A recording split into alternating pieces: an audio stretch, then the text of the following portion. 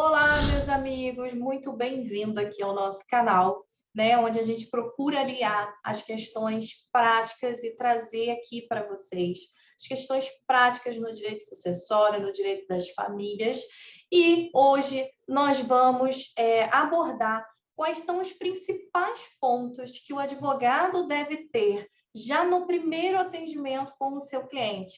Quais são as informações relevantes que o advogado deve colher ali do seu cliente nesse primeiro contato para ter uma rota de qual o melhor inventário, para ter uma rota de qual será o melhor procedimento e como que ele vai conduzir esse procedimento, esse processo, a demonstrar para o seu cliente a melhor partilha.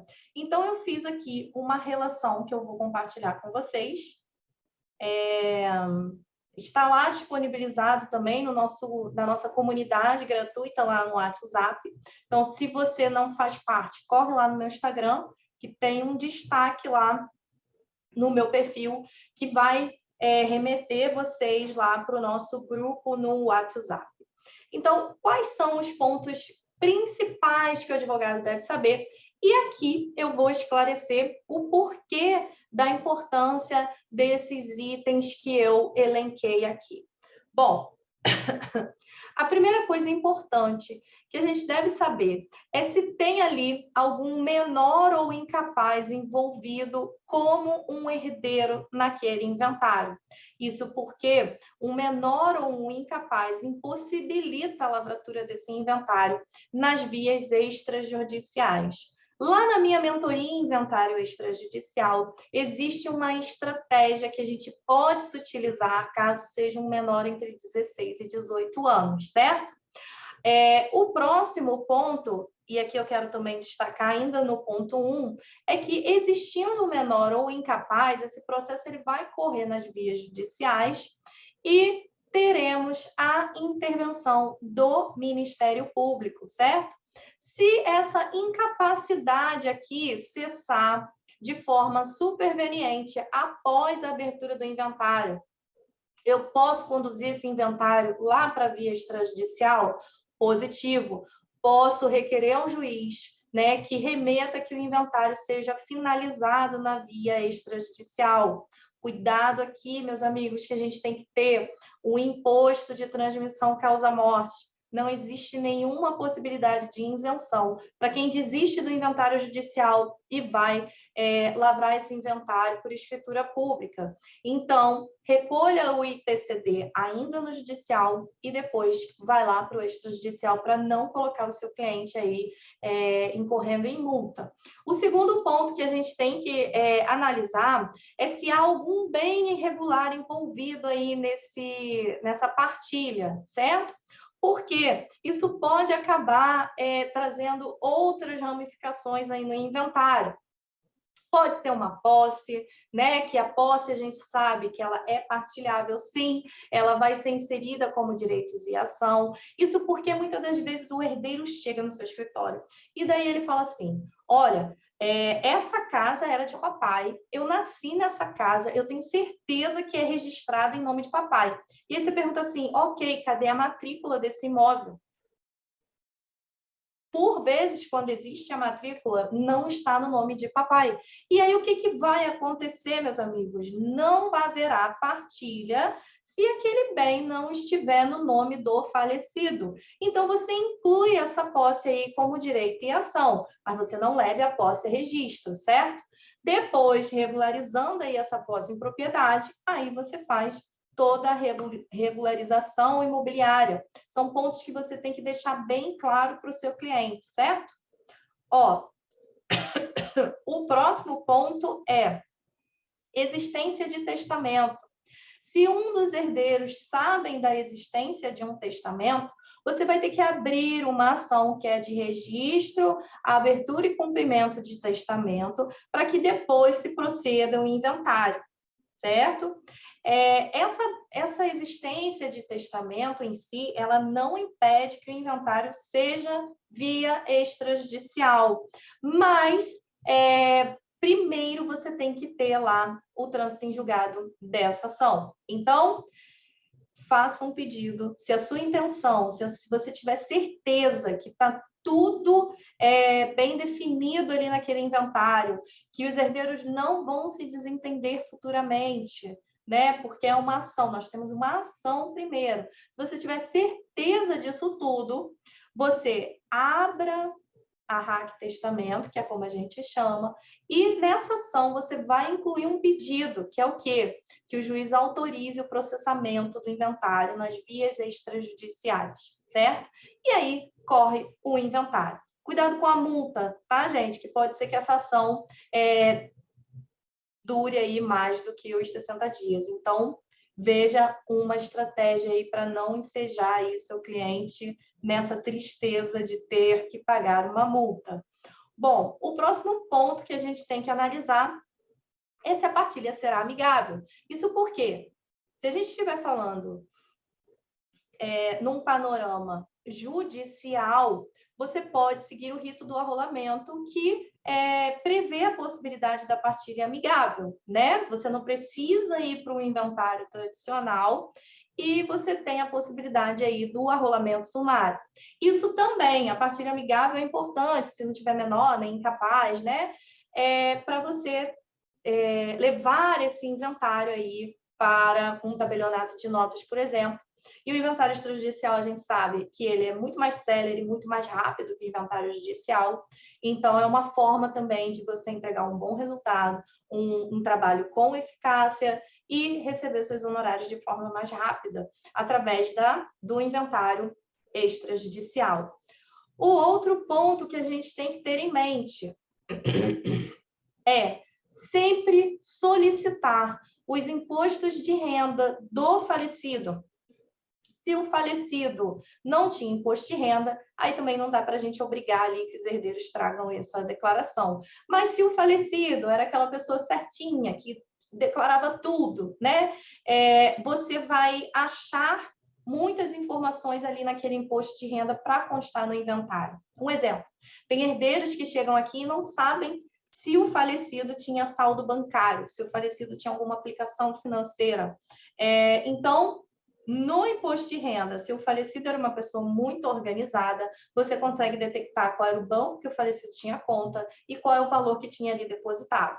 E aí basta o inventariante depois, com o termo de inventariante, comparecer até o banco e pegar um extrato bancário ali do saldo da época do óbito, certo? Então, isso é muito irrelevante para a gente fazer essa apuração quando os herdeiros não têm certeza.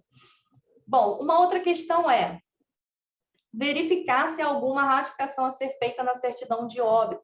Isso é muito comum, tá, gente? Não se espantem. Ratificação, por exemplo, local que o falecido residia, às vezes consta ali uma informação errada. Estado civil do falecido, às vezes vem errado, né? E isso vai trazer consequências no inventário. Exemplo, falecido era divorciado e convivente em união estável. Aí um dos filhos ali que não tem um bom relacionamento com a companheira do pai, vai e diz que o pai é viúvo. Então, até se essa união estável não for reconhecida, né, você vai ter ali um certo óbice para comprovar, né, essa união estável se você estiver advogando para a companheira. Então, verifique se antes de abrir o inventário não há necessidade de fazer nenhuma ratificação nessa certidão de óbito. Uma outra questão que a gente tem que atentar: se algum dos bens estão financiados, isso é muito importante com relação à declaração no imposto de transmissão, tá? Nós temos uma aula também na mentoria para falar apenas sobre esses bens financiados, como que eles são declarados dentro do inventário e como que eles são declarados para a fazenda pública, né? Para a questão de declaração do imposto. Então, se você tiver maiores interesses, pode me procurar e a gente abre a mentoria 2 vezes ao ano só, tá bom? Então, fique ligadinha aí para você ter direito a essas informações. Bom, se haverá a possibilidade de partilha amigável, acabei repetindo aqui, me perdoem, se o falecido era possuidor de algum bem a inventariar. Então, veja, aqui está a importância de saber se, por exemplo, o ascendente daquele falecido é pré-morto e se houve a transmissão dos bens desse ascendente para o falecido, né? No caso do filho, procura um advogado para abrir o inventário do pai. Só que o seu avô já era pré-moriente ao pai e ninguém fez um inventário do avô, só que o avô deixou 2 bens imóveis. Então, indiretamente, por direito de representação, esse herdeiro, esse descendente do falecido tem direito a esses bens imóveis. Então, é importante você colher essa informação na consulta com o seu cliente para meio que buscar uma árvore genealógica ali e saber a ordem de falecimentos, e essa é a verdade. Por quê? Pode ser, e isso não é nada normal para a nossa cultura aqui, né? Que a pessoa tenha falecido há 20 anos atrás e ninguém nunca tenha necessitado aí de abrir inventário. Porque, infelizmente, as pessoas acham que só precisam abrir inventário quando surge uma necessidade. Então, é importante a gente fazer essa busca, né, dos antecedentes, para saber se todos os inventários, se a transmissão patrimonial está em dia. Então, se, por exemplo, não foi aberto esse inventário do avô do seu cliente, você tem a chance aí de receber honorários por 2 inventários. E aí você estuda a possibilidade até mesmo de fazer um inventário conjunto, né? 2 sucessões no mesmo inventário. Só uma informação aqui que esse inventário conjunto também pode ser realizado no inventário extrajudicial. A outra questão que eu trago aqui para vocês é verificar quem são os herdeiros. E aí, o item 10 e o item 11 eu vou analisar em conjunto, porque a finalidade dele é a mesma. Então, verificar quem são os herdeiros e analisar a competência do processamento do inventário, se ele for judicial. Isso porque, meus amigos, vai justificar a cobrança dos seus honorários, né? É o fluxo variável, digamos assim, para a cobrança dos seus honorários. Olha, se há uma partilha amigável, só que você está diante de 8 herdeiros, né? Pressupõe-se, óbvio, logicamente, que o valor dos seus honorários para advogar para 8 herdeiros vai ser diferente do valor dos honorários para você advogar para apenas 2 ou 1 herdeiro, né? A demanda, a colheita documental é muito maior. O contato que você vai ter com esses herdeiros vai despender mais do seu tempo de trabalho. A mesma questão quanto ao foro competente que você vai distribuir esse inventário, se ele for judicial. Por quê? Pode ser de uma comarca distante, né, do seu domicílio profissional ou até mesmo do seu domicílio. Então, veja que o tempo que você vai levar de deslocamento, se tiver necessidade, hoje em dia os processos todos virtuais facilitam muito, mas pode haver aí a necessidade de você fazer um despacho presencial, né? Então, você tem que calcular se esse fórum ele vai exigir mais tempo seu, mais disponibilidade sua para se locomover até essa unidade física. Então, isso também é um parâmetro de cobrança de honorários em inventários. Ainda sobre essa questão dos herdeiros, é importante também você saber se você vai advogar para algum herdeiro que será o inventariante, tá? Porque o advogado do inventariante, ele tem encargos maiores também.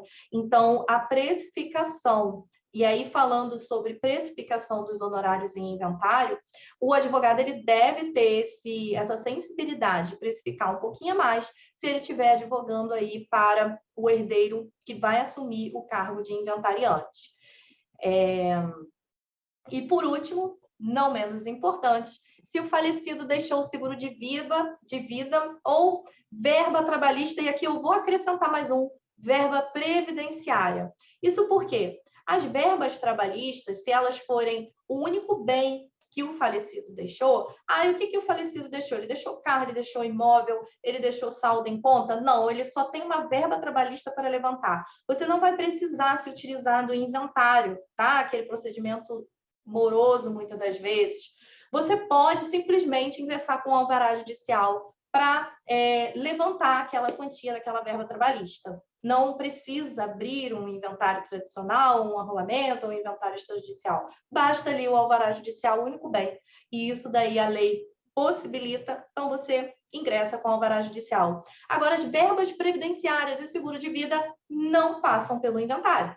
Então, não coloque seguro de vida, muito menos previdência, no inventário, certo? E também eles estão isentos de imposto de transmissão.